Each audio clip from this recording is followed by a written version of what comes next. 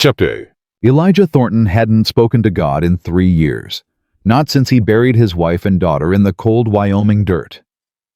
But when he saw the Apache chief standing beneath that noose rope, already biting into weathered skin, something cracked open inside his chest. The same look, the same quiet dignity his Sarah had when she faced death. His hand moved to his Colt before his mind caught up.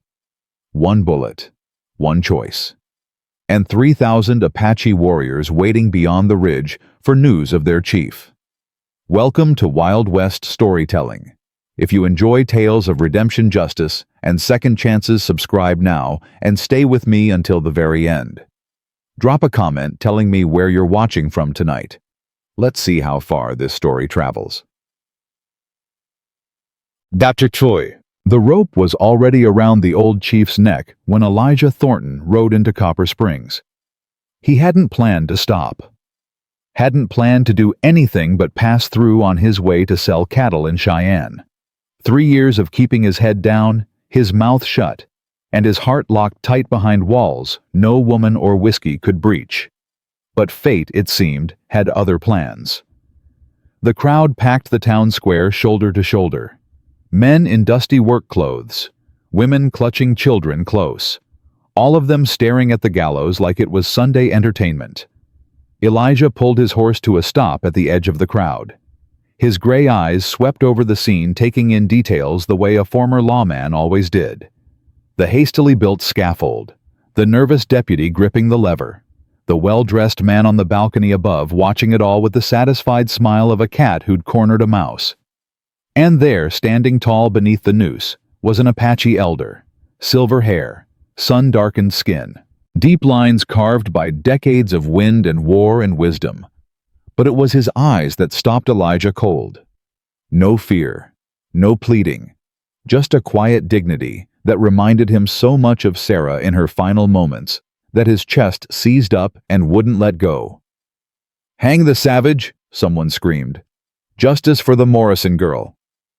The deputy's hand tightened on the lever. Elijah's fingers brushed his Colt. He told himself to ride on. This wasn't his fight. These weren't his people.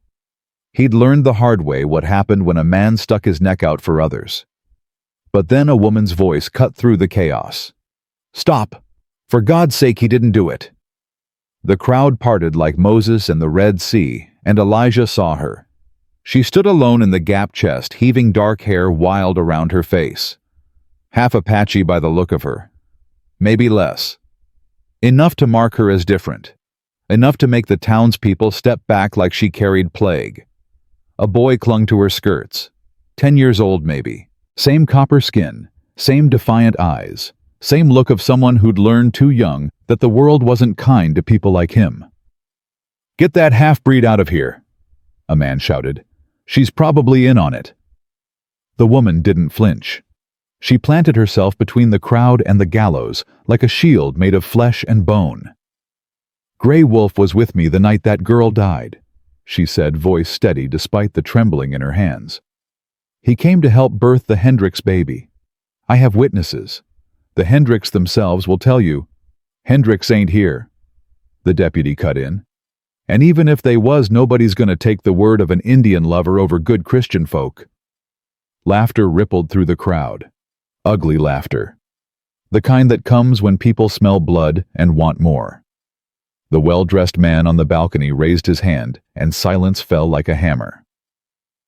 "My friends," he said, voice smooth as aged bourbon. "I understand this woman's confusion. It must be difficult being caught between two worlds as she is. But the evidence is clear. Apache feathers were found beside poor Emma Morrison's body. A hunting knife with tribal markings. And Chief Gray Wolf himself was seen near the Morrison homestead that very night. "I was treating his wound," the woman shouted. "He came to me because no doctor in this town would touch him." "So you admit he was injured," the man said, smile widening. "Fighting off young Emma, perhaps, a girl defending her virtue against a savage's attack." The crowd roared its approval.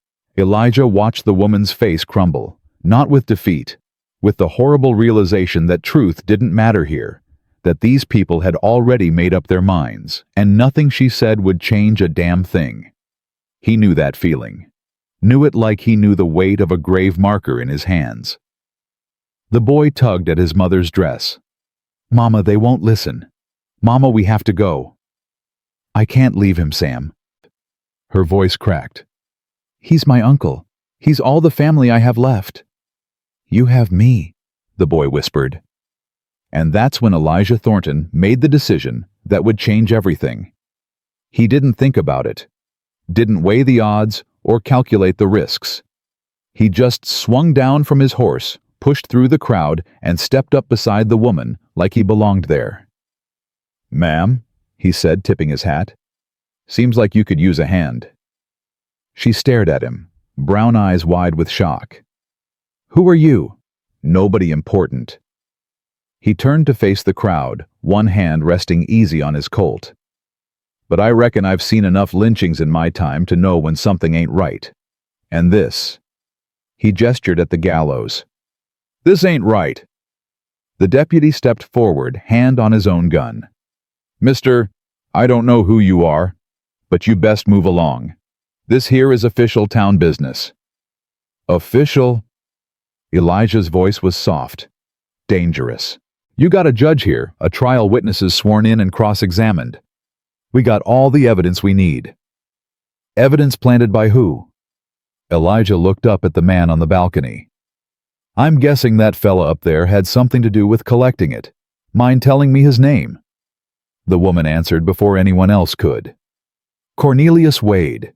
He owns the copper mine east of town, and he's been trying to push the Apache off their land for 2 years. Wade's smile didn't waver, but something flickered in his eyes. Something cold. "Sir," Wade called down, "I don't believe we've had the pleasure. You are Elijah Thornton." A murmur rippled through the crowd. Someone whispered, "The ghost of Bitter Creek."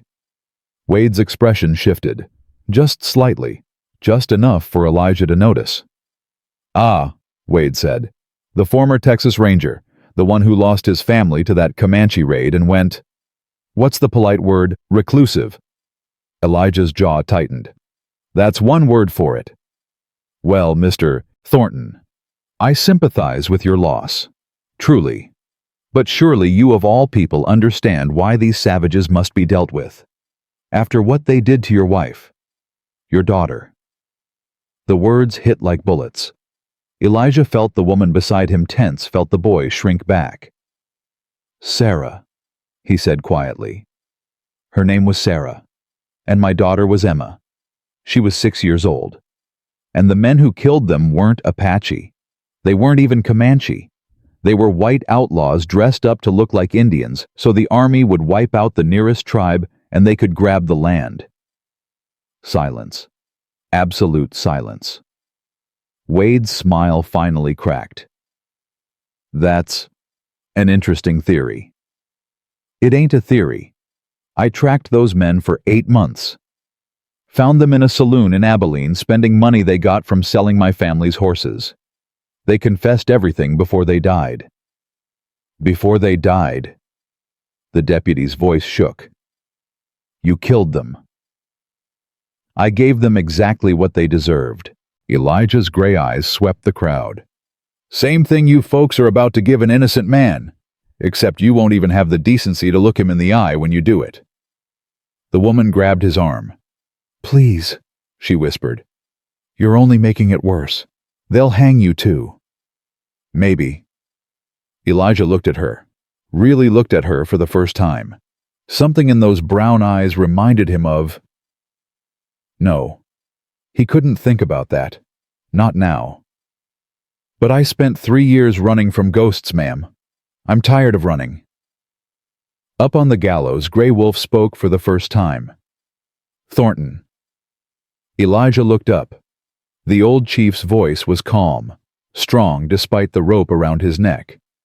"You are the one they call Ghost, the one who walks between worlds of the living and the dead. Some call me that. I have heard your story, the wife who sang like morning birds, the daughter who picked wildflowers for your table. You buried them alone, Dug the graves with your own hands. Elijah's throat tightened. I did. Then you know what it means to lose everything. Gray Wolf's eyes held his. You know what my people will do when they learn I died at the end of a white man's rope. The blood that will spill, the children who will weep, the cycle that never ends. Chief, I am not asking you to save me. Gray Wolf's voice dropped. I am asking you to save them. All of them. My people. These fools who think justice grows from hatred. And this woman. His eyes moved to the half-breed healer, who has carried the burden of two worlds her whole life. She does not deserve to watch her only family die for a crime he did not commit. The woman made a sound. Half sob, half gasp. The boy buried his face against her. Elijah stood frozen. Every instinct screamed at him to walk away. He'd already lost everything once. He couldn't survive losing again. But then the boy looked up, dark eyes swimming with tears. And in that moment, Elijah saw Emma, his, standing in the doorway of their cabin, waving goodbye as he rode out on his last job. I'll be back before supper, Daddy. Promise me. He never kept that promise, and she never got to grow up. Deputy, Elijah said, his voice carrying across the silent square. You pull that lever, and you won't just be killing one man. You'll be starting a war that'll burn this whole territory to ash. That a threat? That's a fact. I've seen Apache war parties ride through towns like this one. Seen what's left after they're done. You think you're safe behind your barricades and your rifles? You think Wade up there is going to protect you when 3,000 warriors come screaming over that ridge? The crowd shifted, muttered. For the first time, doubt crept into their eyes. Wade leaned forward on the balcony rail. Mr. Thornton is clearly disturbed, his mind broken by grief. Don't let the ravings of a madman. Then prove me wrong. Everyone turned to look at Elijah. Give me 3 days, he said. 3 days to find out what really happened to Emma Morrison. If I can't prove the chief's innocence by then, you can hang us both, me and him, right here in this square. The woman grabbed his arm again. Are you insane? You'll die? Maybe. He looked at her. But your boy won't have to watch his great-uncle swing, and this town won't have to burn. He turned back to the crowd. 3 days. That's all I'm asking. What have you got to lose except the blood of innocent people? The deputy looked at Wade. Wade's face was a mask, but his eyes were calculating, weighing odds, measuring risks. Finally, he smiled. Well, Wade said smoothly, I've always been a sporting man. 3 days, Mr. Thornton.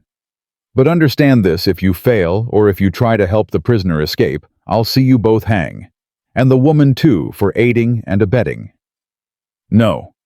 Elijah stepped forward. She's got nothing to do with this. She and the boy stay out of it. I'm afraid that's not how it works. She vouched for the savage. She inserted herself into official proceedings. She's complicit. Wade's smile widened. But don't worry. I'm sure a man of your talents can uncover the truth in 3 short days. Can't you? The trap was set. Elijah could see it clear as day.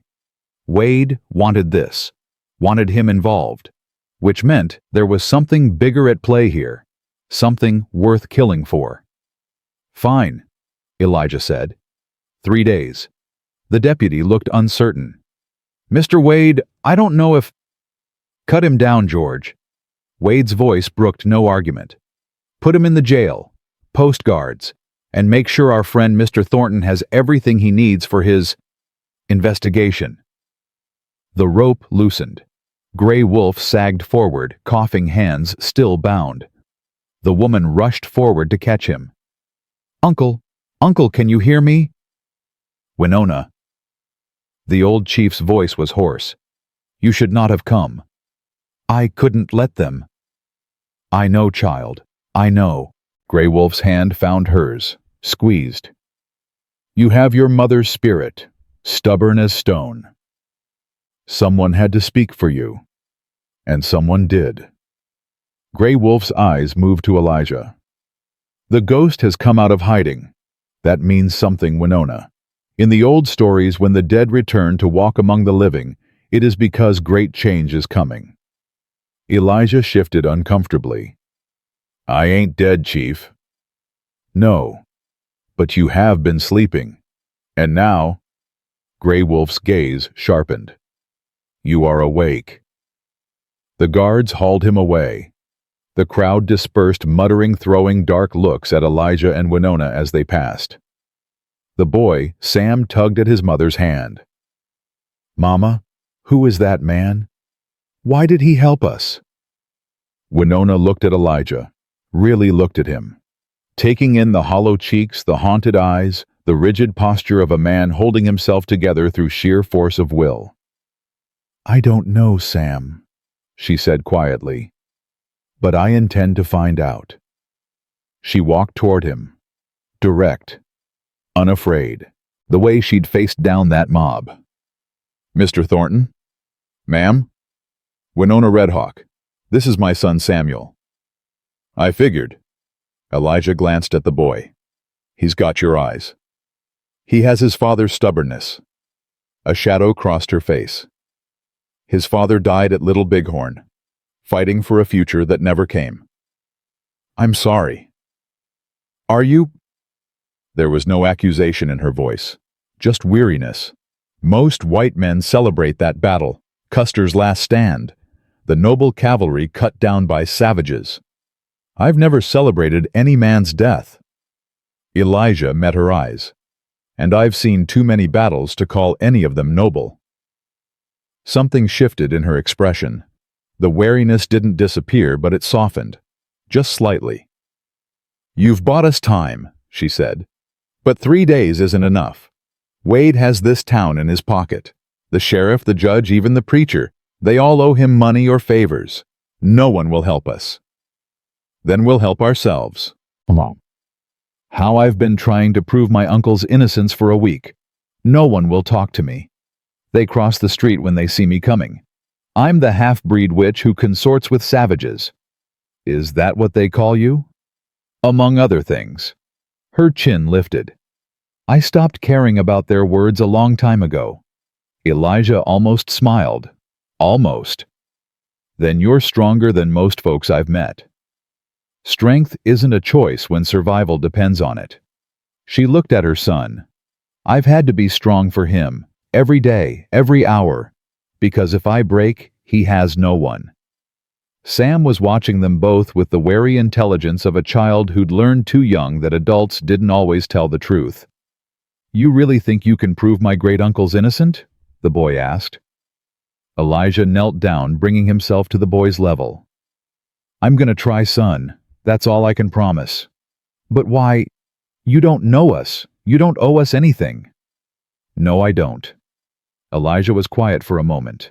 But a long time ago, someone told me that the measure of a man isn't what he does for people who can pay him back. It's what he does for strangers who can't.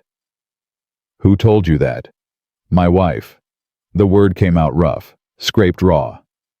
She was the best person I ever knew, and I've been trying to be worthy of her memory ever since. Sam stared at him. Then slowly he nodded. Okay, the boy said. I'll help you. Sam, Winona started. I know every inch of this town, Mama. I know where people hide things, where they meet in secret. The other kids think I'm invisible. They talk about all kinds of stuff when I'm around because they don't think I matter. You matter, Elijah said. You matter more than you know. Sam's eyes widened, like no one had ever said those words to him before. Winona looked at Elijah with something new in her expression. Not quite trust, not yet, but the beginning of something that could become trust, given time. We should get off the street, she said. Wade's men will be watching, and I don't want Sam exposed to the healer's right. A new voice, old, weathered, like leather left too long in the sun. They turned. An ancient man stood in the mouth of the alley, white hair, bent spine, eyes that had seen more years than most people could imagine. Old Joe, Winona breathed. What are you doing here? Watching. Same as always. The old man shuffled forward. The ghost of Bitter Creek. I remember when you rode with the Rangers. You had fire in your eyes then. Purpose. That was a long time ago. Time means nothing to the dead. Old Joe smiled, showing gaps where teeth used to be. And you've been dead a long while, haven't you, boy, walking and talking but dead inside. I can see it. The emptiness where your soul used to be. Elijah's jaw tightened. You got a point, old man. Only this. Joe's voice dropped. Wade didn't just kill that Morrison girl. He's planning something bigger, much bigger. I've seen the maps in his office, the contracts with the railroad men. He wants the Apache land and he'll burn this whole territory to get it. Why are you telling me this? Because old Joe's eyes glittered. You're the only one who can stop him, the only one crazy enough to try. He pressed something into Elijah's hand, a small leather pouch. Take this. It belonged to the Morrison girl. Found it near the creek 2 days before they say she died. Elijah opened the pouch. Inside was a locket. Gold. Expensive. She weren't no poor settler's daughter, Joe whispered. She was Wade's niece. Come out west to visit her uncle, and when she found out what he was planning, well, dead girls don't talk. The implications hit Elijah like a punch to the gut. Wade killed his own blood. Wade would kill his own mother if she stood between him and his fortune. Joe was already backing away into the shadows. You got 3 days, ghost. I'd use them wisely. And then he was gone. Elijah stood there, the locket cold in his palm. Mama! Sam's voice was small. What does this mean? Winona pulled her son close. Her eyes met Elijah's over the boy's head. It means, she said slowly, that we just found out why Wade wanted my uncle dead, and why he can never let us live to tell anyone. From the balcony above, unseen by any of them, Cornelius Wade watched through the crack in a curtain. His smile was gone now. In its place was something far more dangerous. Find out everything about Thornton, he said to the shadow behind him. His weaknesses, his fears. And when you do, his voice dropped to a whisper, we'll use them to destroy him. Outside the sun was setting. The first day had already begun, and somewhere beyond the ridge, signal fires were burning. The Apache were waiting for news of their chief, and when they learned the truth, nothing would stop them from coming. Nothing at all. The locket weighed heavy in Elijah's palm as they made their way through the back alleys of Copper Springs. Winona led her hand tight around Sam's wrist, guiding them through passages too narrow for a wagon, too dark for decent folk. In here. She pushed open a weathered door and ushered them inside. The cabin was small, clean, but worn. Bundles of dried herbs hung from the rafters, filling the air with the sharp scent of sage, and something sweeter underneath. A single window let in the dying light. This is where you live? Elijah asked. This is where they let me live. Winona lit a lamp, her movements quick and practiced. Far enough from town that the respectable ladies don't have to see me. Close enough that they can find me when their husbands give them bruises they don't want the doctor to see. Sam settled onto a stool by the cold fireplace. The boy hadn't spoken since they'd left the square, but his eyes followed every movement, every word. Elijah set the locket on the rough-hewn table. Old Joe said this belonged to Emma Morrison, said she was Wade's niece. I know who she was. Winona's voice was flat. She came to see me 3 times in the weeks before she died. Elijah's head snapped up. She came to you. She was scared. Winona sat down across from him, her hands folded tight in her lap. The first time she said she just wanted something for headaches, but I could see it in her eyes, the way she kept looking over her shoulder, the way she flinched when I touched her arm. Someone was hurting her. No, someone was scaring her. Winona paused. The second time she came, she asked me about the Apache, about my uncle specifically. She wanted to know if he was a good man, if he could be trusted. What did you tell her? The truth. That Grey Wolf has spent his whole life trying to make peace with white men. That he's buried more children than any father should have to. That he's watched his people pushed off their land again and again, and still he refuses to go to war. Her voice cracked slightly. I told her he was the best man I'd ever known. Elijah was quiet for a moment. And the third time, Winona's eyes dropped to the locket. She never came a third time. 2 days later, they found her body. The silence stretched between them. Outside, the wind was picking up, rattling the loose boards of the cabin. Mama! Sam's voice was small but steady. Tell him about the letters. Elijah looked at the boy, then back at Winona. What letters? She hesitated. Something shifted in her expression. Fear, maybe. Or the memory of it. The last time Emma was here, she was carrying a satchel. Old leather worn at the corners. She kept it close, wouldn't let it out of her sight. When I asked her what was inside, she said... Winona swallowed hard. She said it was proof. Proof that her uncle was planning something terrible. Something that would destroy the Apache and anyone who stood in his way. Did she show you what was in it? No, she was too afraid. She said she needed to find someone she could trust. Someone outside of Wade's influence.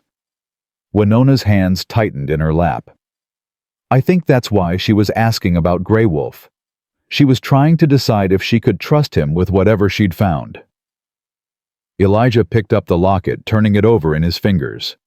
The gold was scratched, dented on one side like it had been dropped or stepped on. He pressed the clasp, and it sprang open.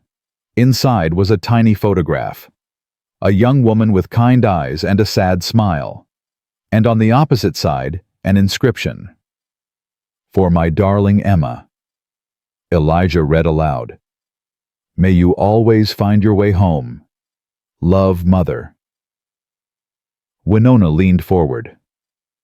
Her mother, Wade's sister. She died of fever 3 years ago. Emma came west to be with her only living family. And her only living family killed her. The words hung in the air like smoke. We don't know that for certain, Winona said, but her voice lacked conviction. I know it. Elijah closed the locket with a soft click. I've seen men like Wade before. Men who smile while they twist the knife. Men who think money and power give them the right to play God with other people's lives. He looked at her. Where's the satchel now?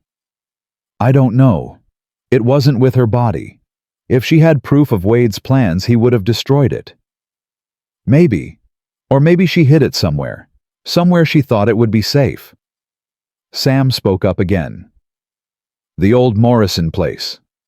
Both adults turned to look at him. The Morrison homestead. Sam continued, his young face serious beyond his years. It's been abandoned since Emma's parents died. Nobody goes there anymore. The other kids say it's haunted. Sam, how do you know about... I listen, Mama, I told you. People talk around me like I'm not there. The boy's jaw set in a stubborn line that reminded Elijah painfully of his own daughter. If Emma wanted to hide something important, that's where she'd put it, in her old home, where her mama used to be. Elijah studied the boy for a long moment. That's smart thinking, son. Sam's eyes widened slightly, like praise was something he didn't hear often. It's too dangerous, Winona said quickly. Wade will have men watching. If they catch us searching the Morrison place, then we don't let them catch us. Elijah stood. Where is it? About 3 miles north of town. But Elijah... She caught herself, color rising in her cheeks. Mr. Thornton, you can't go tonight. It's too dark. Too risky. Every hour we wait is another hour closer to that noose tightening around your uncle's neck. He moved toward the door. I'll go alone. You stay here with the boy. No. The word stopped him cold. Winona was on her feet, chin lifted, eyes blazing. I'm not some delicate flower that needs protecting. I've survived in this town for 10 years without any man's help. I've birthed babies in blizzards and set bones by candlelight. I've been spat on and cursed and threatened, and I'm still standing. I never said you were delicate. Then don't treat me like I am.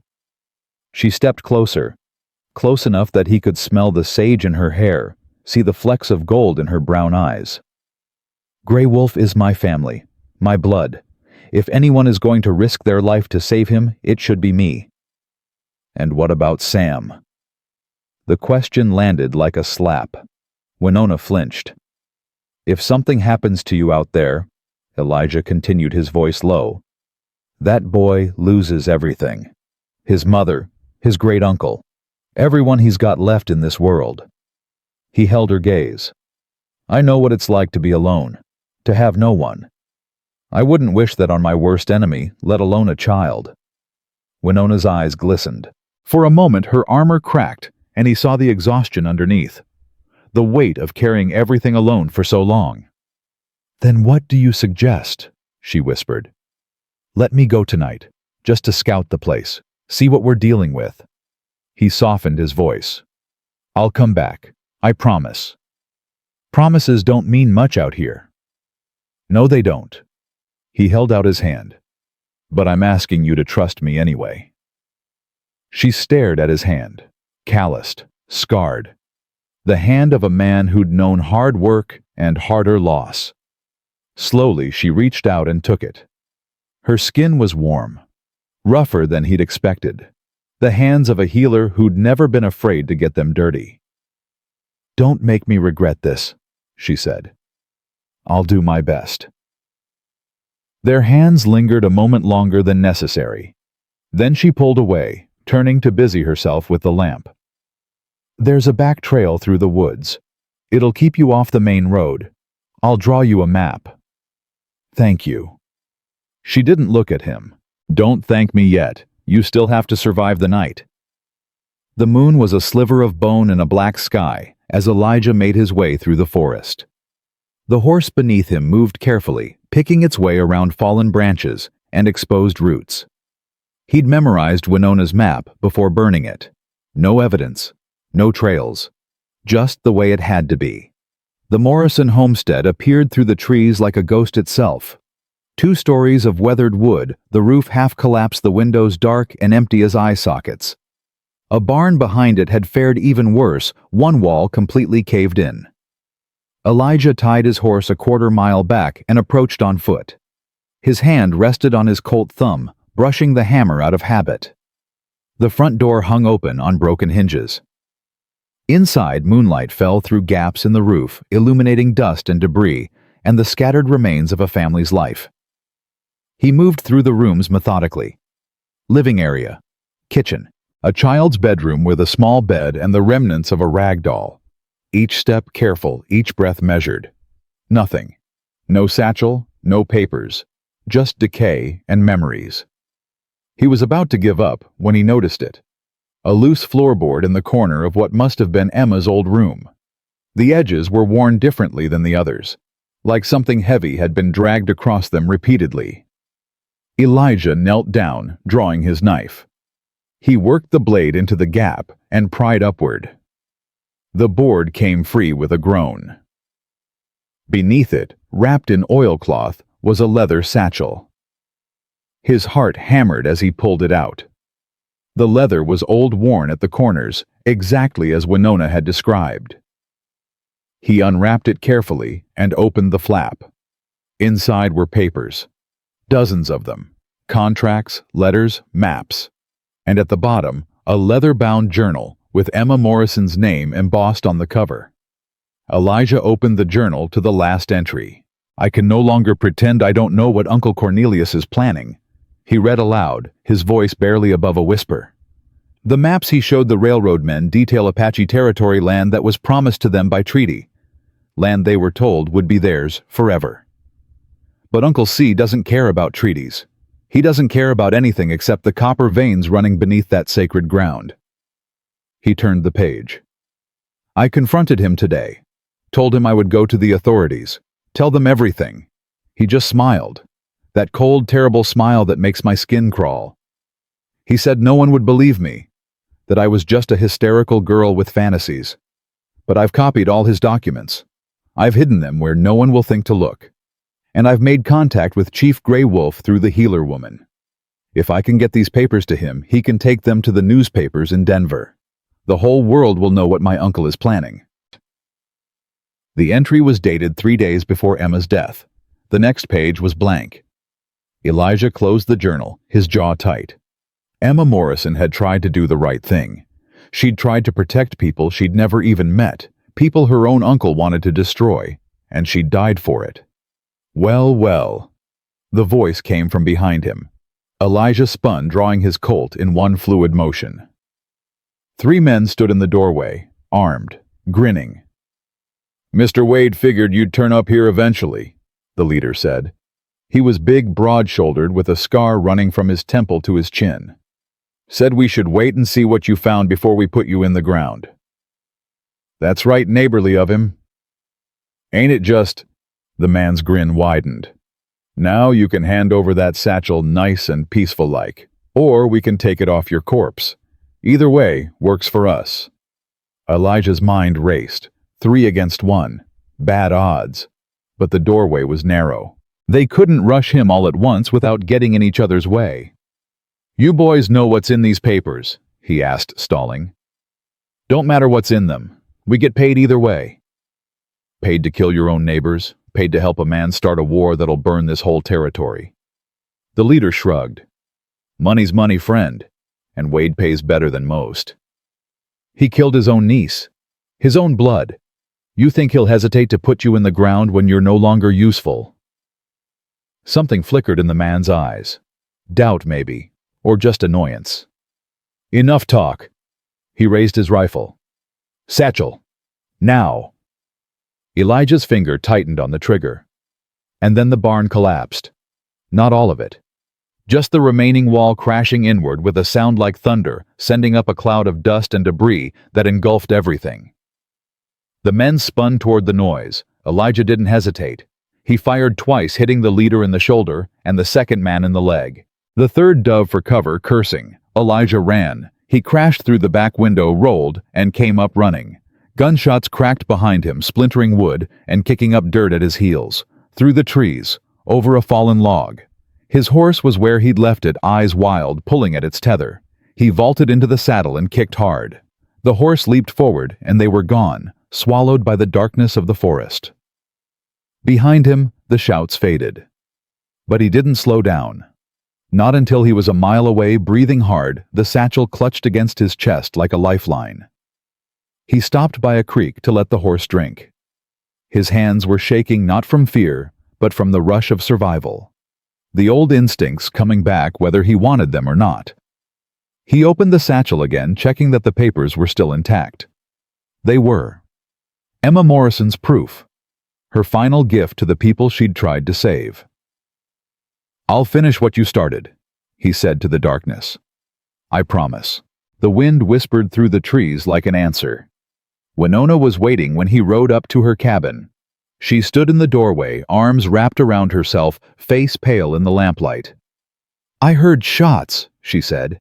"I thought, I'm fine." He swung down from the horse, the satchel over his shoulder. "Wade's men were waiting, but I got what we came for." Her eyes dropped to the satchel. "Is that—" "Everything. Contracts with the railroad. Maps of Apache territory. And Emma's journal explaining exactly why her uncle wanted her dead." Winona's hand flew to her mouth. For a moment she couldn't speak. "Come inside," she finally managed. "Before someone sees you." The cabin felt different now. Smaller. More intimate. Sam was asleep on a pallet by the fire, his breathing slow and even. Winona spread the papers across the table, her fingers trembling as she read them. This is everything." She looked up at him, eyes bright. "Elijah, this could save my uncle. This could save all of us. Could. If we can get it to the right people. The sheriff won't help. He's in Wade's pocket. Then we go over his head. The federal marshal in Denver, The newspapers, someone who can't be bought. Denver is 3 days' ride. We don't have 3 days. I know. Elijah sat down across from her, exhaustion settling into his bones. Which means we need to force Wade's hand. Make him show his true colors in front of the whole town. How? I don't know yet. He rubbed his eyes. But I'll figure it out. Winona was quiet for a long moment. Then she stood and moved to a cabinet, pulling out a cloth and a small pot of salve. You're bleeding. He looked down. She was right. A gash on his forearm, probably from the window. He hadn't even felt it. It's nothing. It'll fester if it's not cleaned. She sat beside him closer than before and took his arm in her hands. Hold still. Her touch was gentle but sure. The touch of someone who'd healed 1,000 wounds and knew exactly how much pressure to apply. Thank you, she said quietly. For tonight. For everything. Don't thank me yet. We're still a long way from saving your uncle. I know. But... She paused, focusing on wrapping the bandage. Nobody's ever done anything like this for us before. Risked their life. Stood up when everyone else turned away. Someone should have. A long time ago. Should have doesn't count for much out here. No. It doesn't. She tied off the bandage and looked up at him. They were very close now. Close enough that he could see the pulse beating in her throat. The tiny scar above her left eyebrow. The way her lips parted slightly when she breathed. Why did you really help us? She asked. And don't say because it was the right thing. I've met plenty of men who knew the right thing and did nothing. Elijah was silent for a long moment. The fire crackled. Sam stirred in his sleep, murmuring something unintelligible. My daughter's name was Emma, he said finally. Same as the Morrison girl. She was 6 years old when she died. Same age as your son looks like he was when he first understood that the world wasn't safe. Winona's breath caught. I couldn't save my Emma. I wasn't there when she needed me most. His voice dropped. But when I saw your uncle standing under that noose, when I saw you trying to fight a whole town alone, I thought, maybe I could save someone else's family. Maybe that would mean something. Elijah. I know it doesn't make sense. I know I'm a stranger with no stake in this. But I'm tired of being dead inside Winona. I'm tired of walking through life like a ghost, just waiting for my body to catch up with my soul. She didn't say anything. Instead, she reached out and took his hand. Not a handshake this time. Something softer. Something that said, I understand without needing words. They sat like that for a long time, two broken people holding on to each other in the darkness. Neither of them noticed Sam watching from the shadows, a small smile on his sleeping face. Morning came too soon. Elijah woke to the sound of hooves and shouting. He was on his feet before his eyes were fully open, hand reaching for his gun. Easy. Winona was at the window, peering through a crack in the shutters. It's not Wade's men. Then who? I don't know, but they're heading for the jail. They moved outside, staying in the shadows. A crowd was gathering in front of the sheriff's office. Men with rifles, women with children clutched to their chests, and in the center of it all, a young Apache warrior on horseback. He couldn't have been more than 20. War paint on his face, a rifle across his lap. His eyes burned with the kind of fury that only youth and grief could produce. I am Running Elk, he shouted in heavily accented English. Son of Grey Wolf, I come with a message from my people. The crowd murmured. Someone cocked a rifle. My father has been gone for 7 days. We sent scouts to find him. They returned with word that he hangs from a white man's rope. He ain't dead yet, the deputy called out nervously. We're holding him for trial. Trial, Running Elk spat. Your trials are lies. Your justice is murder with a ribbon on it. He raised his rifle. I give you 1 day, 1 sunrise to 1 sunset. If my father is not released by then, 3,000 warriors will come. We will burn your town, kill your men, take your women and children.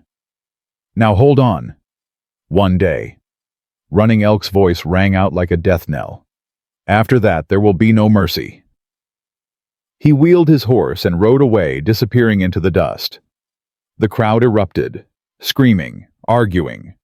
Some calling for the chief to be released, others demanding he be hanged immediately before the Apache could attack. In the chaos, Elijah found Winona's eyes. They had less time than they thought, and now everything depended on what they did next. The dust from Running Elk's departure hadn't settled before the crowd turned on itself. Men grabbed rifles from their homes. Women herded children indoors. The church bell began to toll sharp and frantic, like the heartbeat of a dying man. Elijah grabbed Winona's arm and pulled her back toward the alley. "We need to move. Now!" "Where the whole town's about to explode." "The jail. We have to talk to your uncle before Wade uses this chaos to put a bullet in him and blame it on the Apache." They moved through the back streets. Sam between them, the boy's small hand gripping his mother's dress. The satchel with Emma's evidence hung heavy across Elijah's shoulder. The jail was a squat stone building at the edge of town. 2 guards stood outside, rifles, ready eyes darting toward every shadow. "Stay here," Elijah said to Winona. "Let me handle this." "Elijah, trust me." He stepped out of the alley, hands raised, walking slow and steady toward the guards. "Hold it right there, Thornton." The bigger guard leveled his rifle. "Mr. Wade says you're not to come near the prisoner." "Wade doesn't run this town yet." Elijah kept walking. "I've got 3 days to prove the chief's innocence. That was the deal." "Deal's changed. You heard that, savage boy. We got 1 day now and folks are saying we should just hang the old Indian and be done with it. And start a war that'll kill everyone in Copper Springs." The guard hesitated. His partner shifted nervously. "Look," Elijah said, lowering his voice.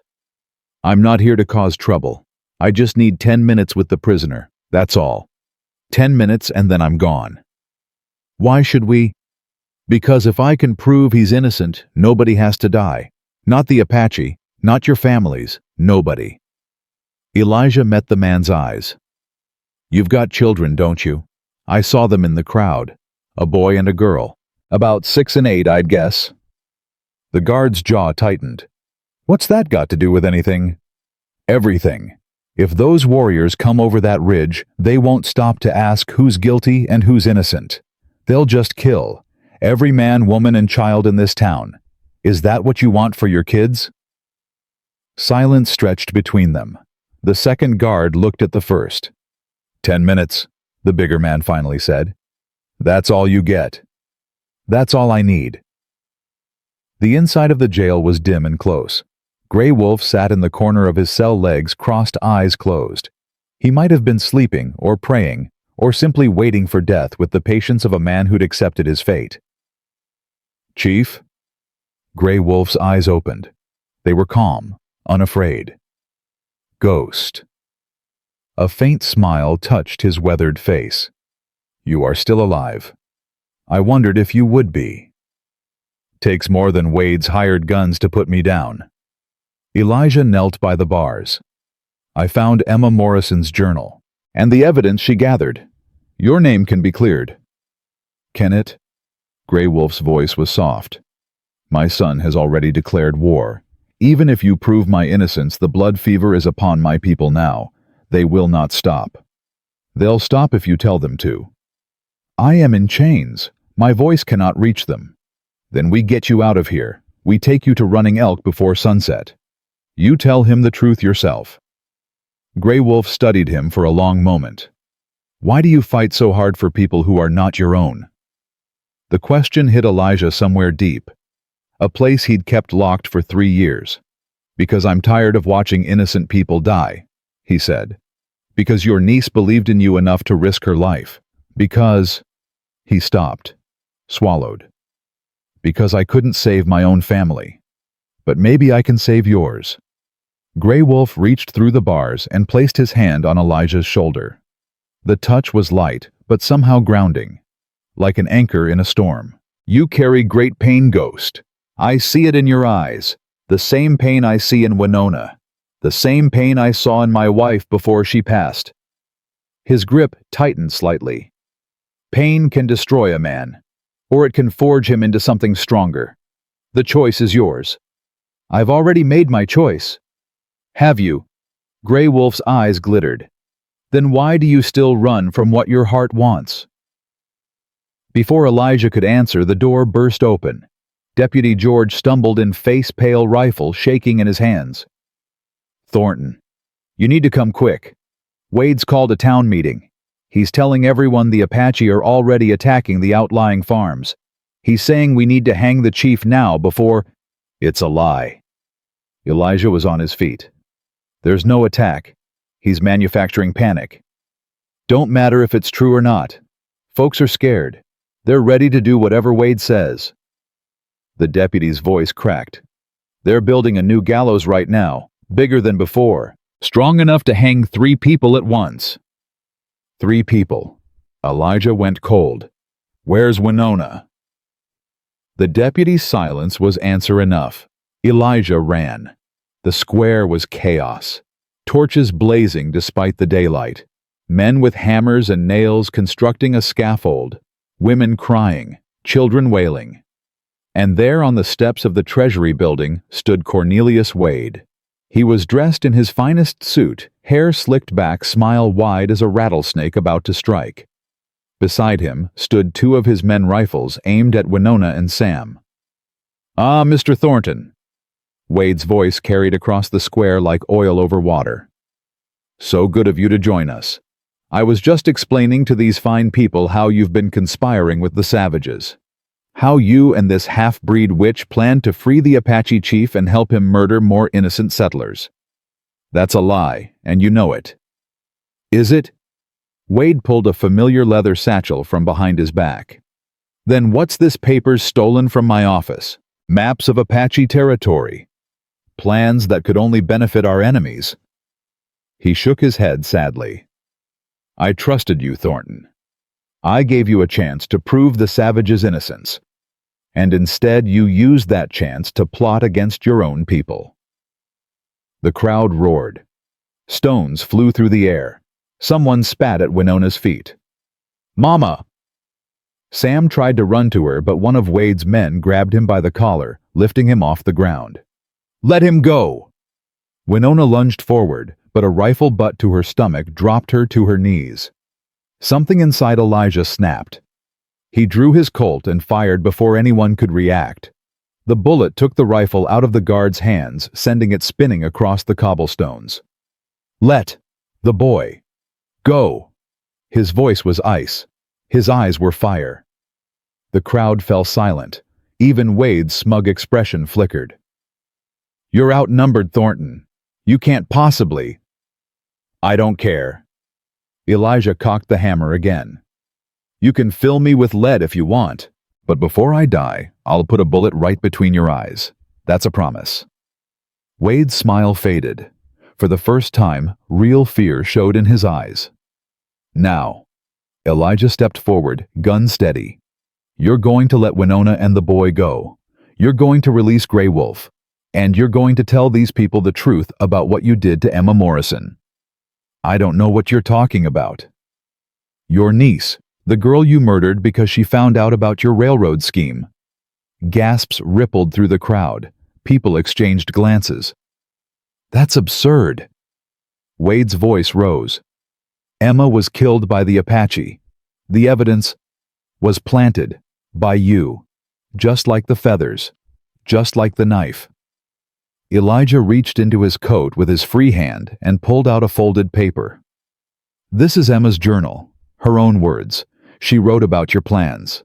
She wrote about confronting you. She wrote that you threatened her. And 3 days later, she was dead. That journal could be a forgery. You could have written it yourself.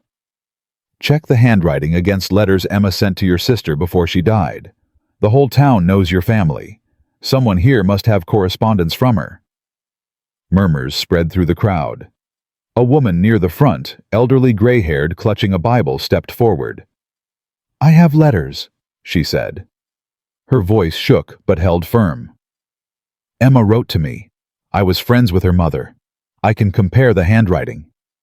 Wade's face went white. "Mrs. Patterson, surely you don't believe this." I believe in the truth, Cornelius. Something you seem to have forgotten.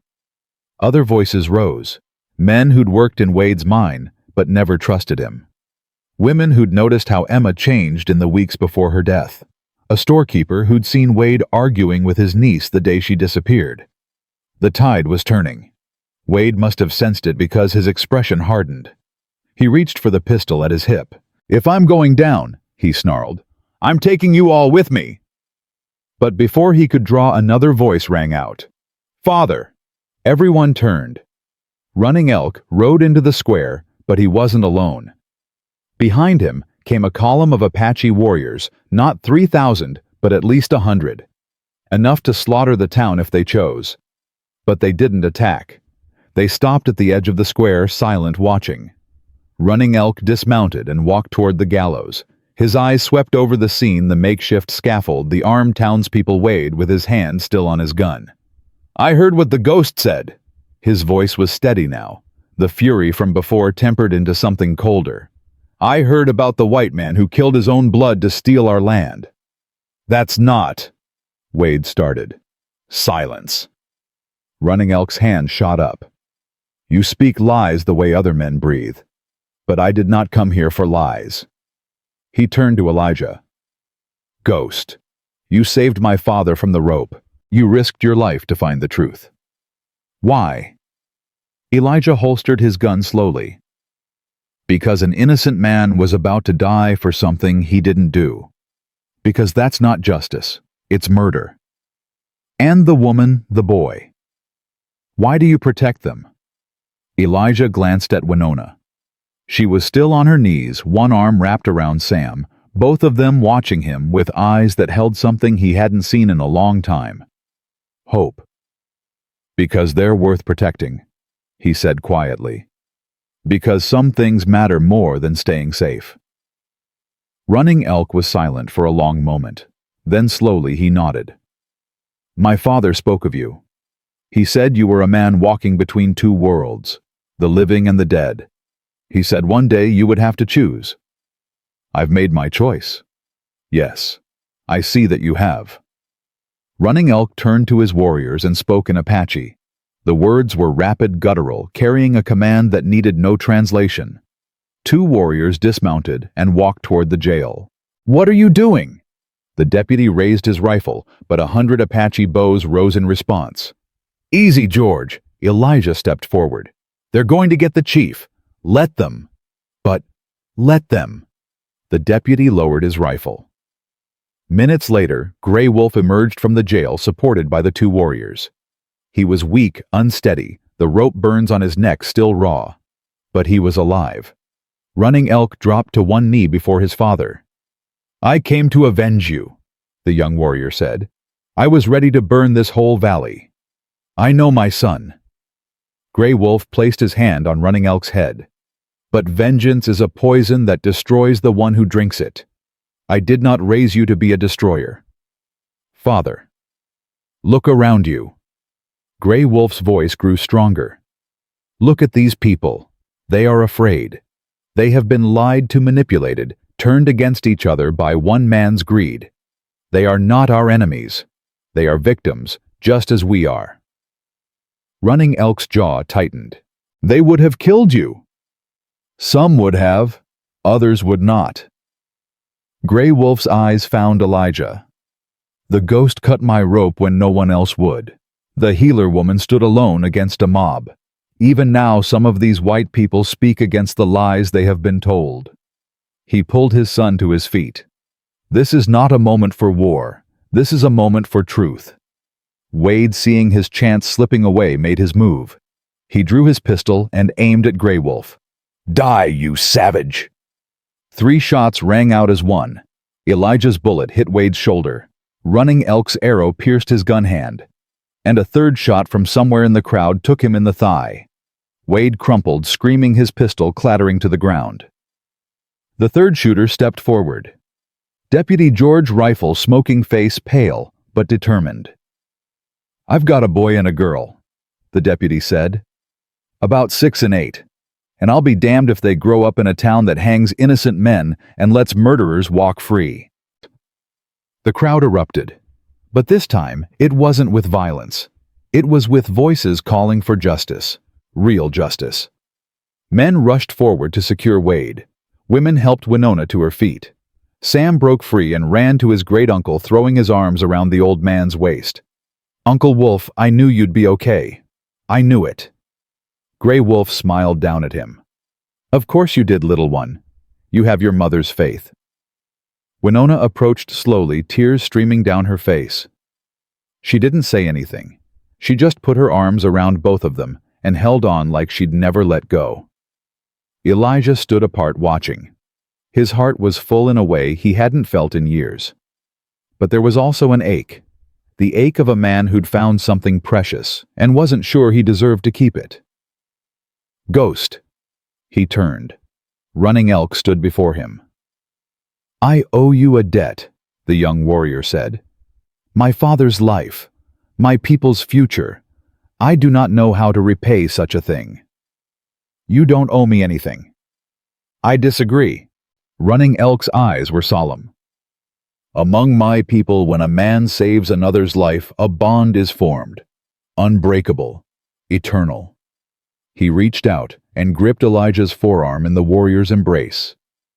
"From this day you are Apache, my brother in all but blood." Elijah felt something shift inside him. Another wall crumbling. Another piece of the ghost fading away. "I'm honored." "You should be." A hint of a smile crossed Running Elk's face. "We don't accept just anyone."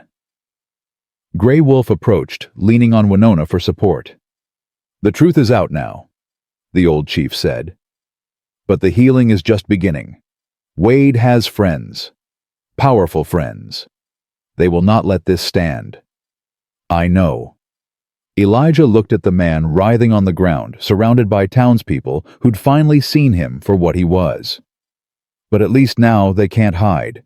The whole town knows what he did." "Do they?" Grey Wolf's voice was gentle but probing. "They know about Emma. They know about the railroad. But do they know why you really saved me, Ghost? Do they know the war that rages inside your own heart?" Elijah was silent. "You cannot run from pain forever," Grey Wolf continued. "And you cannot heal by hiding. The woman and the boy, they need you. Not just for protection. They need someone willing to stay." "I don't know if I can." "You can." Grey Wolf's hand found his shoulder again, that same anchoring touch. "I have lived many winters. I have seen many men. And I see you, Elijah Thornton. Not the ghost, not the legend. You. And what I see is a man with enough love left in his heart to fill a lifetime. If only he would let himself feel it." The words burrowed deep, settling into places Elijah had kept sealed for 3 years. Before he could respond, Winona appeared at his side. "The town council wants to speak with you," she said. "They're talking about a trial, a real one, for Wade and his men." "Good. That's a start." "Elijah."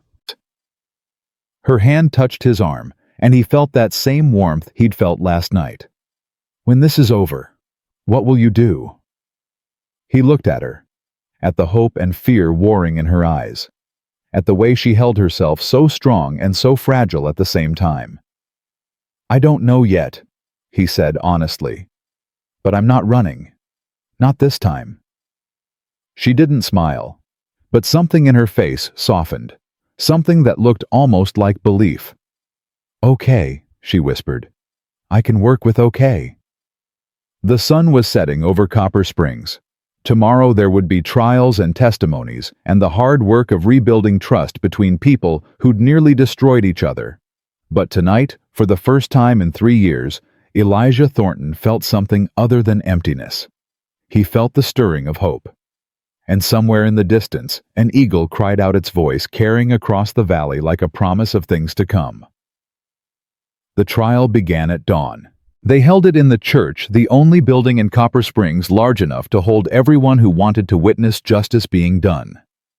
Wooden pews creaked under the weight of settlers, miners, shopkeepers, and their families. Apache warriors stood along the back wall, silent sentinels watching the white man's law unfold. Elijah sat in the front row, Winona on one side, Sam on the other. The boy hadn't let go of his hand since they'd walked through the doors. Every few minutes, Sam would look up at him with those dark, serious eyes, as if checking to make sure he was still there. Elijah squeezed his hand each time. "I'm not going anywhere." Cornelius Wade sat in a chair before the altar, wrists bound, leg bandaged, face pale with rage and pain. His expensive suit was torn and bloodied. The man who'd once commanded respect and fear now looked like exactly what he was, a cornered animal waiting for the axe to fall. Judge Harrison, a circuit rider who'd arrived that morning from Cheyenne, sat behind a makeshift bench. He was old, weathered, with eyes that had seen too much frontier justice to be fooled by pretty words. "This court is now in session," he announced. "The territory of Wyoming versus Cornelius Wade. Charges include murder in the first-degree conspiracy to commit fraud, incitement to violence, and treason against treaty obligations of the United States government." Wade's lawyer, a nervous young man who'd clearly been paid well to take an unwinnable case, stood up. "Your Honor, my client maintains his complete innocence. The evidence against him is circumstantial at best, gathered by a known recluse with a history of mental instability and a half-breed woman with obvious bias against—" "Sit down, Mr. Palmer." Judge Harrison's voice cut like a knife. "I've read the journal. I've seen the contracts. And I've got 100 witnesses who watched your client try to murder an unarmed man in cold blood yesterday. Save your speeches for someone who hasn't been doing this for 40 years. Palmer sat. "Now." The judge turned to Elijah. "Mr. Thornton, you're the one who found the evidence. Tell me what happened." Elijah stood. His legs felt steady, but his heart was pounding. Not from fear, from the weight of what he was about to do. For 3 years he'd hidden from the world. Now he was about to lay everything bare. "It started when I rode into town 4 days ago," he began. "I wasn't looking for trouble. I was just passing through. But then I saw them building the gallows. Saw the crowd baying for blood. And I saw Chief Gray Wolf standing under the noose like a man who'd already accepted death. He told them everything. The moment he recognized the chief from his ranger days. The way the evidence had been too perfect, too convenient. Winona's courage in standing alone against the mob. Old Joe's whispered warning. The Morrison homestead and Emma's hidden journal. When he finished, the church was silent. Judge Harrison turned to Wade. "Mr. Wade, do you have anything to say in your defense?" Wade's eyes blazed. "This is a farce, a kangaroo court. I built this town. I gave these people jobs, homes, a future. And this is how they repay me, by believing the word of a broken-down cowboy and a savage's whore." Gasps rippled through the crowd. Winona's face went rigid, but she didn't flinch. Elijah started to rise, fury burning in his chest, but a small hand pulled him back down. "Don't," Sam whispered. "He wants you to get angry. That's what bad men do. They try to make good people act like them." The wisdom in the boy's words stopped Elijah cold. He looked down at Sam, then at Winona, then back at Wade. "You're right," he said quietly. "Thank you." Judge Harrison banged his gavel. "One more outburst like that, Mr. Wade, and I'll have you gagged. This court will maintain order." He turned to the crowd. "Does anyone else wish to testify?" Mrs. Patterson, the elderly woman with Emma's letters, rose first. She compared the handwriting in the journal to correspondence she'd saved for years. Perfect match. Emma Morrison had written every word. Then came the miners, men who'd worked Wade's copper operation and heard him talking about Apache land like it was already his. Men who'd seen shipments of rifles going out when there should have been ore coming in. Then came the Hendricks family, the couple whose baby Gray Wolf had helped deliver the night Emma died. They confirmed that the chief had been with them until well past midnight. There was no possible way he could have committed the murder. One by one, the pieces fell into place. A mosaic of greed, manipulation, and cold-blooded murder, painted by the testimony of ordinary people who'd finally found the courage to speak. By noon, the verdict was inevitable. Cornelius Wade, Judge Harrison's voice rang through the church. This court finds you guilty on all charges. You will be transported to the territorial prison in Laramie to await execution by hanging. May God have mercy on your soul, because I certainly don't. Wade lunged to his feet, spitting fury. You can't do this. I have friends in Washington. I have connections that will... Your friends in Washington are the reason I was sent here instead of the local magistrate, the judge said coldly. The governor wanted someone Wade couldn't buy. Now sit down before I add contempt to your list of charges. Two deputies hauled Wade back into his chair. His face was purple with rage, but something else flickered in his eyes. Fear. The fear of a man who'd finally run out of schemes. As they dragged him out of the church, Wade locked eyes with Elijah. This isn't over, Thornton, he hissed. You've made enemies today. Powerful enemies. They'll come for you. They'll come for your Indian whore and her brat. And when they do, there won't be anywhere in this territory you can hide. Elijah met his gaze without flinching. I've been hiding for 3 years, Wade. I'm done with that now. The doors closed behind the condemned man, and just like that, it was over. The crowd erupted. People were crying, laughing, embracing each other. Apache warriors clasped hands with white settlers. Children who'd been told to fear the red man played with children who'd been told to fear the white. In the chaos, Winona found Elijah's arm. We did it, she breathed. We actually did it. You did it. He turned to face her. You stood up when no one else would. You fought for your uncle when the whole town wanted him dead. I just helped. You did more than help. Her eyes were bright with tears she was too stubborn to let fall. You gave us hope. When I'd lost all of it, you showed up and... She stopped, struggling for words. And what? And you made me believe again. Her voice dropped. That good people still exist. That justice isn't just a word. That maybe... She swallowed hard. Maybe I don't have to carry everything alone. Elijah's chest tightened.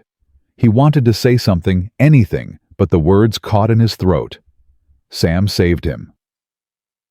Mama, can we go see Uncle Wolf now? I want to tell him about the trial.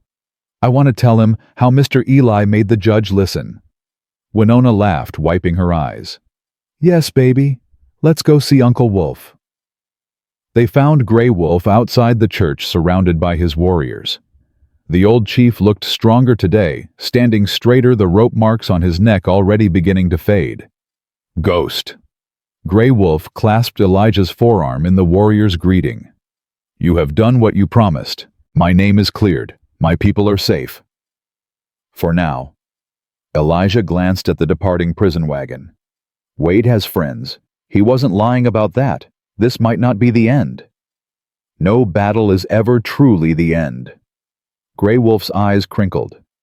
But today we won, and tomorrow we will wake up and fight again if we must. That is the way of all people, red or white. Running Elk approached his earlier fury, now tempered into something quieter. Respect, maybe, or the beginning of it. My warriors wish to return to our lands, the young man said. But I would speak with you first, Ghost. Alone. Elijah nodded to Winona. I'll find you later. She hesitated, then touched his arm briefly before leading Sam away. The warmth of her fingers lingered long after she'd gone. Running Elk led him away from the crowd to a quiet space behind the church where they could speak without being heard. You saved my father's life, Running Elk said. But more than that, you saved my people from a war we could not win. You had 100 warriors. The town had maybe 50 guns. And behind the town, the army. Behind the army, the government. Behind the government, men like Wade with bottomless gold and endless hunger. Running Elk shook his head. We would have won the battle and lost everything else. Our lands, our future, our children's children. So why did you come? If you knew you couldn't win. Because my father was in chains. Running Elk's voice hardened. Because they put a rope around his neck and called him a murderer. Because I would rather die fighting than live knowing I let that happen. Elijah understood. He understood better than he could say. I would have done the same thing, he said quietly. If it had been my family. I know. Running Elk studied him. That is why I trust you, Ghost. Not because you are kind, not because you are fair, because you understand what it means to lose everything and still keep fighting. They stood in silence for a moment. Two men from different worlds bound by the same kind of loss. My father wishes to return to our lands, Running Elk finally said. But he has asked me to deliver a message first, to you and to the healer woman. What message? He says the spirits have shown him a vision. Two broken people walking alone in darkness. But when they walk together, the darkness fades. Running Elk's gaze was piercing. He says you know what this means. Elijah's heart stuttered. I'm not sure My father is never wrong about these things. Running Elk almost smiled. Think on it, Ghost. And when you understand, act. Do not let fear steal what the spirits have offered. He turned and walked away, leaving Elijah alone with the weight of words he wasn't ready to hear. The afternoon passed in a blur of conversations, handshakes, and unexpected kindnesses. Settlers who'd been ready to hang Grey Wolf now pressed coins into Winona's hands, apologizing for how they'd treated her. The deputy George, who'd fired the shot that helped bring Wade down, sought out Elijah to shake his hand. I was a coward, George said. All those years watching Wade run this town like his personal kingdom, and I never said a word, never did a thing. You did something when it mattered. Only because you showed me it was possible. George's eyes were haunted. I've got to live with the rest. All the times I looked away. All the times I told myself it wasn't my business. Then make it your business now. Elijah gripped his shoulder. This town needs good men. Men who'll stand up when it's hard, not just when it's easy. You staying? We could use someone like you. Sheriff's position is open now that old Miller's decided to retire. The offer hung in the air. A chance to put down roots. To stop running. To build something instead of just surviving. I don't know yet, Elijah said honestly. I've got some things to figure out first. Well, if you decide to stay, George tipped his hat. You've got my vote. As evening fell, Elijah found himself walking toward Winona's cabin.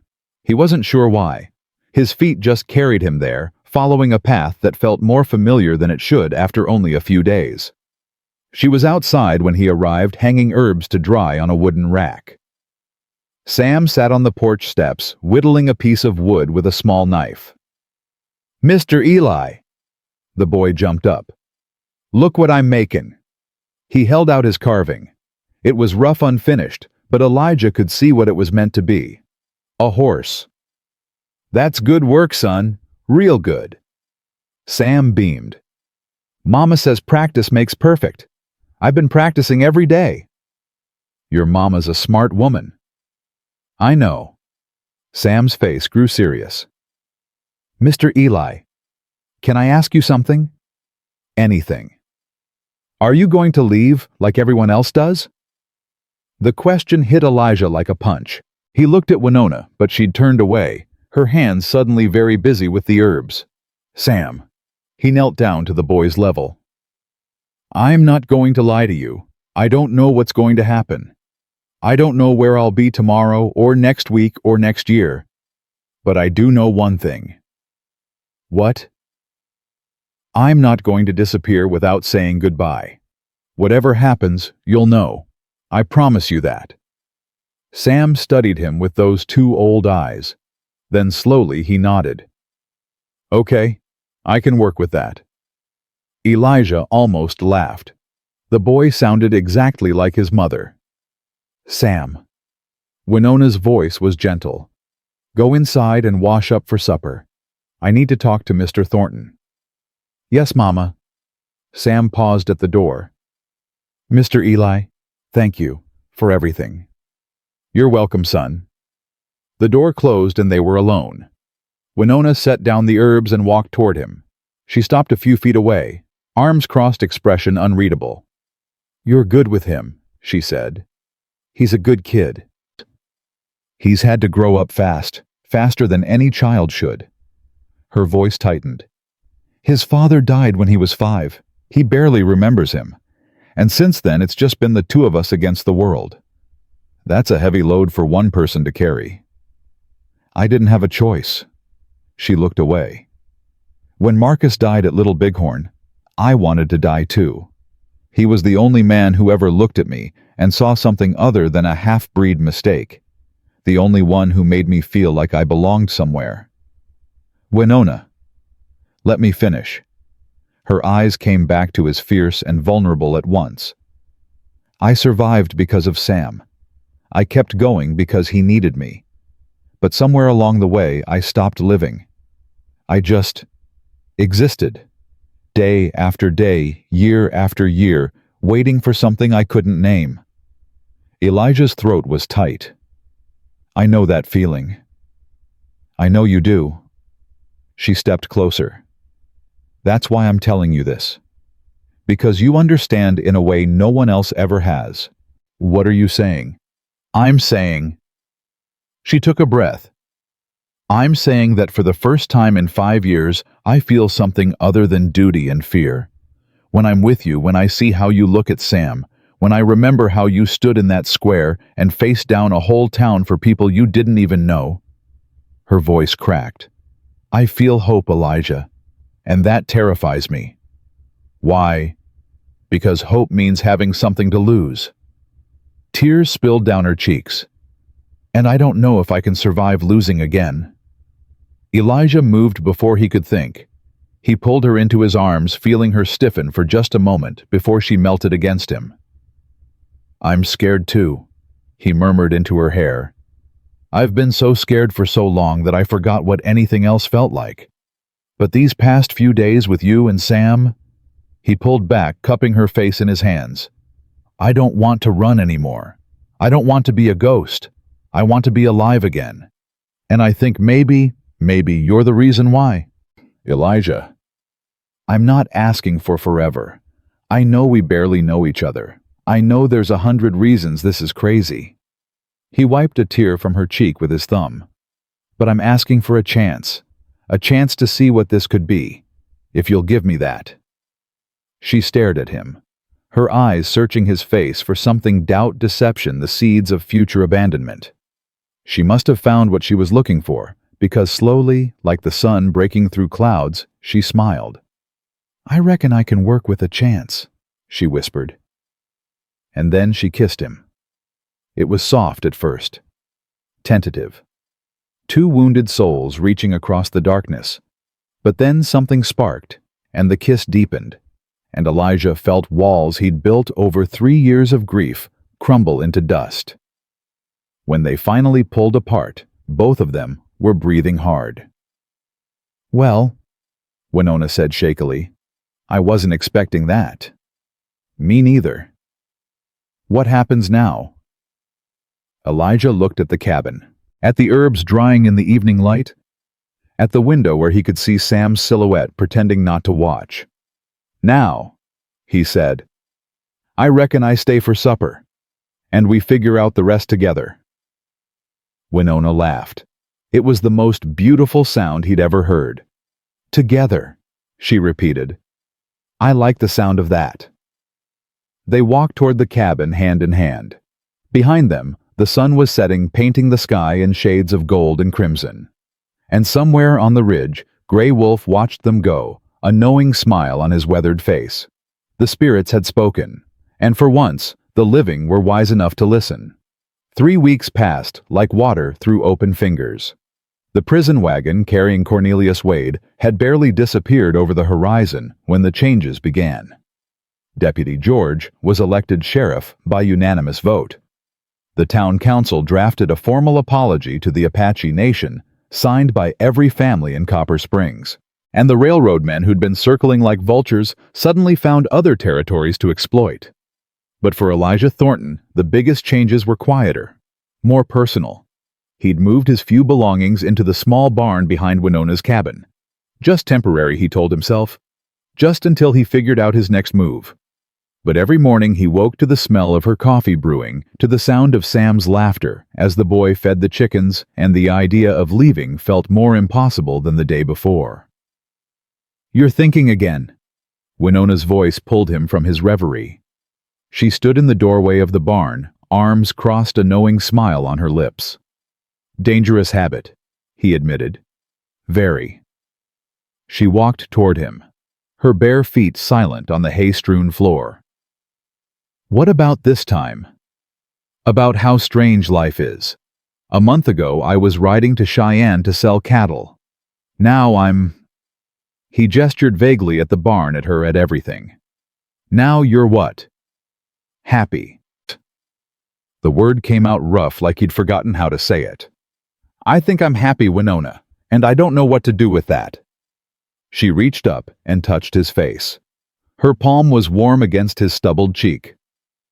"You could try just feeling it," she said softly. "Without questioning. Without waiting for it to be taken away." "Is that what you do?" "No." She laughed, but there was an edge to it. "I question everything. I lie awake at night wondering when the other boot will drop. But I'm trying to stop. For Sam's sake. For my own." Her eyes met his. "For yours." Elijah covered her hand with his own. "I'm not going anywhere." "You keep saying that." "Because I keep meaning it." She studied him for a long moment. Then she rose on her toes and kissed him soft and sweet and full of promise. "Prove it," she whispered against his lips. Before he could respond, a small voice interrupted. "Mama, Mr. Eli Ryder's coming." They broke apart and hurried outside. Sam stood on the porch pointing toward the ridge where a column of dust rose against the morning sky. Elijah's hand went to his gun, old habits. But as the riders drew closer, he relaxed. It wasn't Wade's men or railroad enforcers.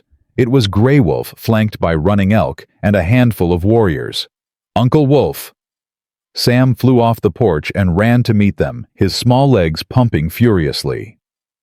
The old chief dismounted with surprising grace for a man his age. He caught Sam as the boy launched himself forward, lifting him high.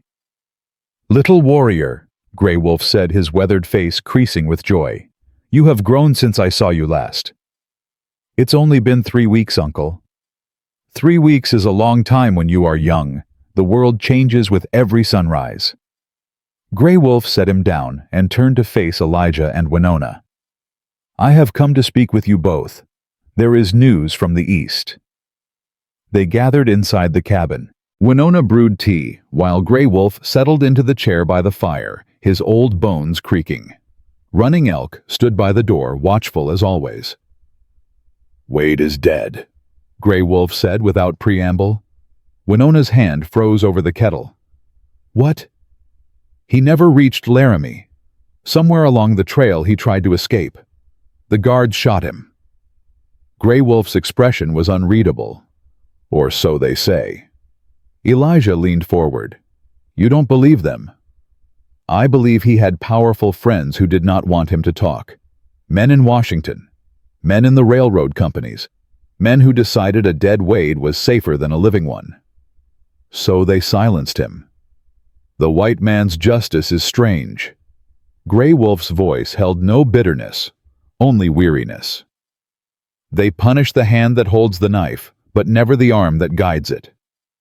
Winona set down the teacups, her movements careful and controlled. "Does this change anything? For us, for your people?" "The immediate threat is gone, but the hunger remains. There will always be men like Wade, my niece, men who look at our lands and see only gold beneath the surface." Grey Wolf accepted a cup, wrapping his gnarled fingers around its warmth. "That is why I have come, to discuss the future." "What kind of future?" Grey Wolf looked at Elijah. "My people need allies. True allies, not politicians who make promises with one hand and sign away our lands with the other. When I was in that jail waiting for the rope, I thought about what kind of man would risk everything for a stranger. What kind of man would stand against his own people to protect justice? I'm not that special, Elijah said. I just did what was right. And that is exactly what makes you special, Ghost. Grey Wolf's eyes glittered. The world is full of men who know what is right. Very few have the courage to act on it. Running Elk spoke for the first time. My father wishes to propose an alliance between our tribe and anyone in Copper Springs willing to stand with us. A council of peace where grievances can be heard and resolved without bloodshed. The town would never agree to that, Winona said quietly. They might. Elijah's mind was racing. Things have changed since Wade's trial. People are questioning everything they thought they knew. If the right person made the case... The right person, Grey Wolf smiled. You mean yourself. I mean someone they trust. Someone who's proven he'll fight for justice, not just for one side or the other. And would you be willing to be that someone? The question hung in the air. Elijah looked at Winona, at Sam peering around the doorframe at Running Elk with his guarded hope. 3 weeks ago I was a ghost, he said slowly. A dead man walking, just marking time until my body caught up with my soul. I had no purpose, no home, nothing to live for. He took Winona's hand. Now I have all three. And I'll be damned if I let it slip away, because I was too scared to fight for it. Grey Wolf nodded, satisfaction evident in every line of his face. Then it is settled. You will speak for peace. My son will speak for our people. And together perhaps we can build something that lasts longer than one man's lifetime. It won't be easy, Running Elk warned. There are still those in your town who hate us, who will always hate us. And there are those in your tribe who feel the same about whites, Elijah replied. Change doesn't happen overnight, but it has to start somewhere. Then let it start here. Grey Wolf rose, extending his hand. With us. With this moment. Elijah took his hand. The grip was strong despite the old man's age, firm with purpose and hope. To new beginnings, Elijah said. To new beginnings, Grey Wolf echoed. The first peace council was held a week later. It wasn't perfect. Tempers flared. Old wounds were reopened. More than once Elijah had to step between men who looked ready to reach for their guns. But by the end of this day, they had an agreement. A formal boundary between Apache lands and settler territory. A process for resolving disputes. A promise, fragile but real, that violence would be the last resort, not the first. As the sun set over Copper Springs, Elijah stood on the steps of the church and watched the Apache delegation ride away. Running Elk raised a hand in farewell, and Elijah returned the gesture. You did good today. He turned. Sheriff George stood beside him, hat in hand, a look of quiet wonder on his face. We all did. No, I mean it. George shook his head. 6 months ago, if you'd told me I'd be sitting in a room with Apache warriors working out a peace treaty, I'd have called you crazy. But here we are. Here we are, Elijah agreed. You thinking about sticking around, that sheriff's offer still stands. Elijah laughed. I appreciate it, George, but I'm not cut out for wearing a badge. Too many rules. Then what will you do? The question deserved a real answer. Elijah looked out at the town, the rebuilt storefronts, the people walking the streets, without fear, the children playing in the square where a gallows had stood just weeks ago. I've got a piece of land north of here, he said. Bought it years ago before everything went wrong. I was going to build a ranch there, a home for my family. His voice caught. Never got the chance. And now I'm thinking maybe it's time to try again. Build something. Put down roots. He smiled. I hear I might have some help this time. George followed his gaze to where Winona stood by the well, Sam at her side. The boy was talking animatedly about something, gesturing with his hands, and Winona was laughing. Really laughing, her whole face transformed by joy. She's a good woman, George said. Strong. The kind who'd walk through fire for the people she loves. I know. And the boy? Sam. Elijah's chest tightened with an emotion he was still learning to name. He's going to be something special, that kid. I can feel it. He needs a father. The word landed like a stone in still water. Father. Elijah had been one once. Had held his daughter in his arms and promised to protect her forever. Had failed that promise in the worst way possible. But maybe that was the point. Maybe failing didn't mean you stopped trying. Maybe it meant you tried harder, loved fiercer, held on tighter to the second chances life offered. Yeah, Elijah said softly. He does. That night, Elijah asked Winona to walk with him. They left Sam with Mrs. Patterson. The old woman had become something of a grandmother figure to the boy, always ready with cookies and stories, and headed out to the ridge overlooking the valley. The stars were thick as spilled milk across the sky. A coyote howled somewhere in the distance, lonely and wild. "You're being mysterious," Winona said. "I don't like mysterious. Patience was never your strong suit. I've been patient my whole life, waiting for things to change, waiting for people to see past what I look like, waiting for—" She stopped. "Never mind." "Waiting for what?" She was quiet for a moment, then softly, "For someone to choose me, not settle for me, not tolerate me, choose me like I was worth choosing." Elijah stopped walking. He turned to face her, taking both her hands in his. "Winona Redhawk, I didn't stumble into your life by accident. I don't believe that anymore. I think something fate, God, the spirits your uncle talks about, put me in that square at exactly the right moment. Not to save Grey Wolf, to find you." "Elijah, let me finish." He took a breath. "I've been broken for 3 years, walking around with a hole in my chest where my heart used to be. I thought I'd never feel whole again. Thought I didn't deserve to." His grip on her hands tightened. "But then I met a woman who'd been broken too, who'd lost everything and kept going anyway, who raised a son alone and healed the sick and faced down a whole town without flinching. And I thought if she can survive all that and still have hope, maybe I can too."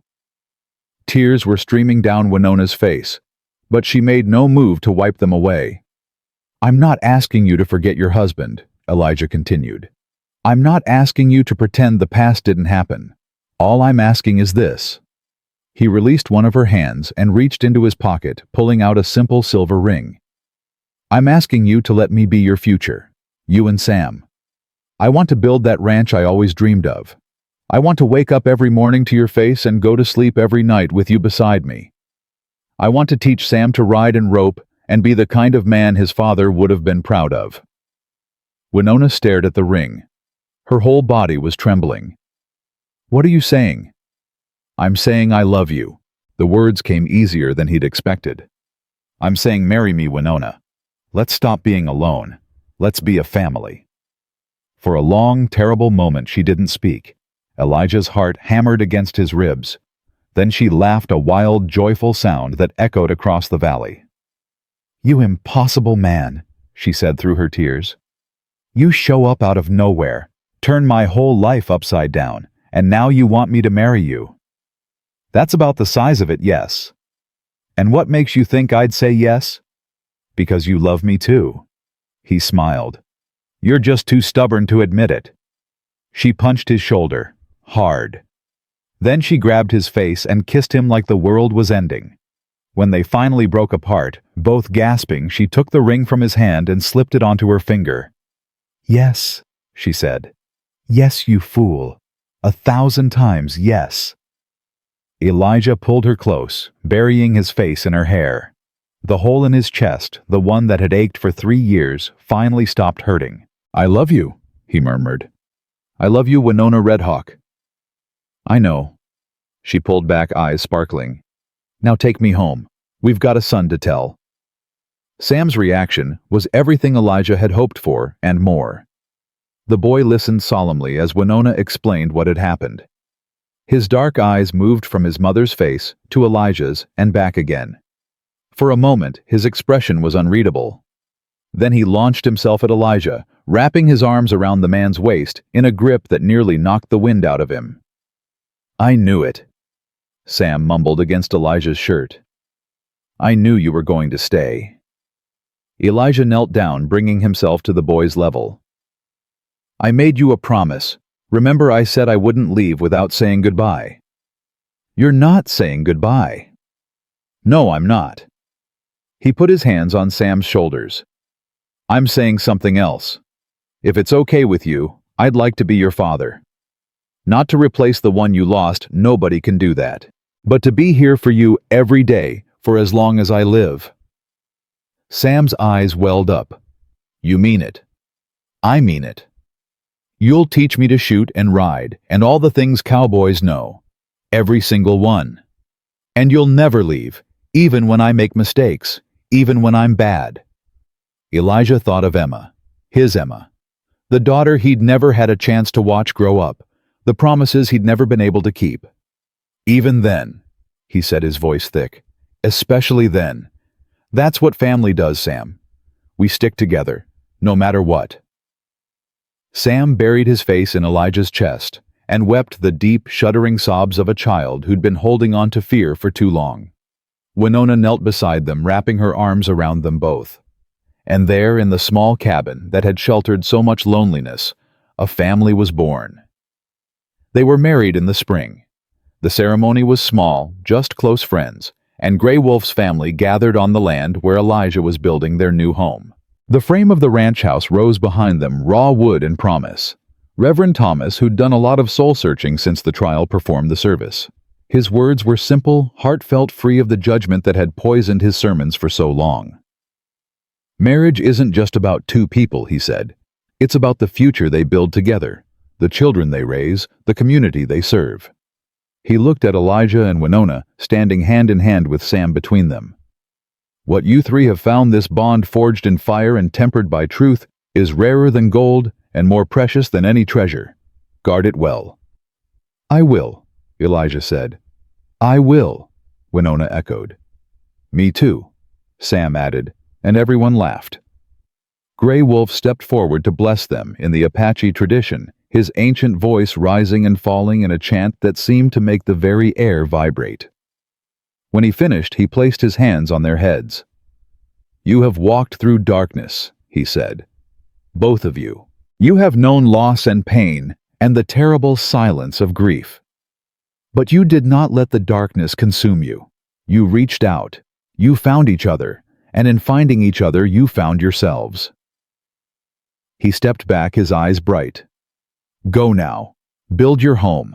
Raise your son. Live the life that the spirits have granted you. And never forget, love is not a feeling. It is a choice.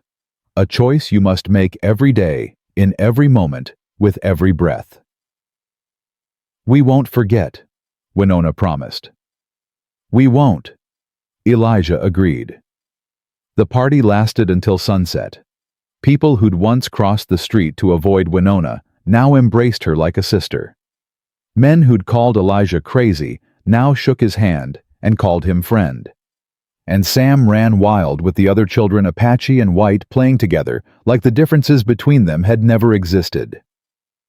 As the guests departed and the stars emerged, Elijah found himself alone on the porch of the unfinished house. He looked out at the land, his land, now his and Winona's and Sam's, and felt something settle deep in his bones. Peace. What are you thinking? Winona appeared beside him, leaning her head against his shoulder.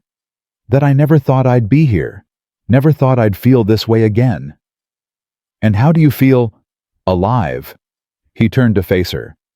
For the first time in 3 years, I feel alive. She smiled. Good. Because we've got a lot of living to do.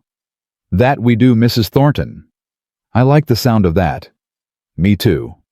Sam came running up, breathless and grinning. Mama, Mr. Eli. I mean Pa. He stumbled over the word, face flushing. Is it okay if I call you that? Elijah's heart clenched. It's more than okay, son. It's perfect. Sam's grin widened. Pa Running Elk says he'll teach me to shoot a bow. Can I learn, please? We'll talk about it tomorrow. Is that a yes? It's a maybe. Now get inside. It's past your bedtime. But, Samuel, Winona's voice was firm but gentle. Mind your father. The boy's face lit up at the word. Father, a title Elijah had thought he'd never hold again. Yes, ma'am. Sam ran inside, his footsteps echoing through the empty house like a promise of the life that would fill it. Winona took Elijah's hand. Thank you. For what? For not giving up. On us. On yourself. On the possibility that things could be different. I should be thanking you. He pulled her close. You saved me, Winona. More than I saved your uncle. More than I saved anyone. You looked at a broken man and saw something worth loving. I saw you, she said simply. The real you. Not the ghost. Not the legend. Just Elijah Thornton, stubborn, brave, wounded, and wonderful. I love you. I know. She kissed him softly. I love you too. Now come inside. Tomorrow we start building our future. Together. Together. They walked through the door of their unfinished home, hand in hand. Behind them, the stars blazed bright above the Wyoming territory. The land stretched wide and wild and full of possibility. And somewhere out there, Grey Wolf smiled in his sleep, dreaming of eagles and of spirits who guided lost souls home. The ghost of Bitter Creek was gone forever. In his place stood a husband, a father, and a man who had finally learned the most important truth of all, that the bravest thing a person can do is not to die for something, but to live for someone. And Elijah Thornton was finally fully, beautifully alive.